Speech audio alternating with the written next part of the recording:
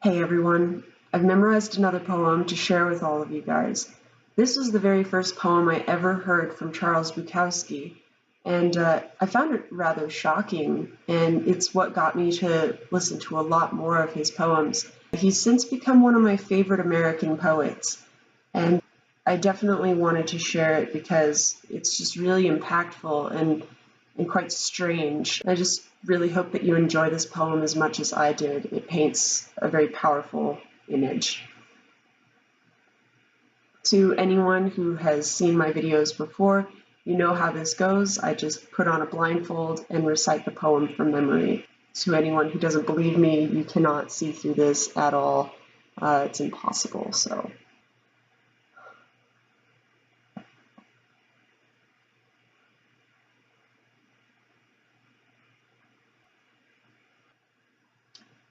The death of an idiot. He spoke to mice and sparrows, and his hair was white at the age of 16.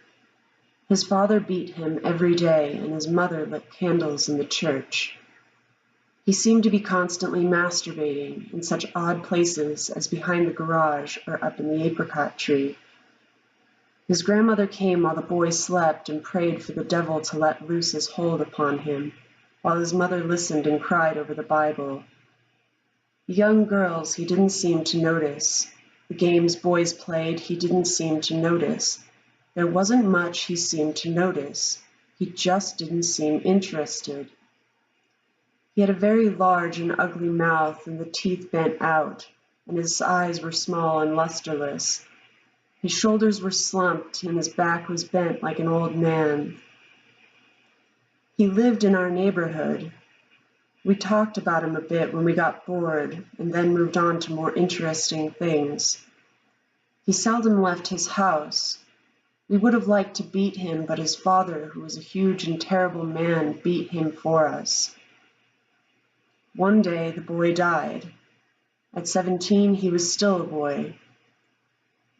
A death in a small neighborhood is noted with alacrity and forgotten 3 or 4 days later.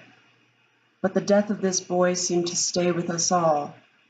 We kept talking about it in our boy man's voices at 6 p.m., just before dark, just before dinner. And whenever I drive through that neighborhood now, decades later, I think of his death, while having forgotten all the other deaths or anything else that had happened then. As I say, can't all be sex, can it?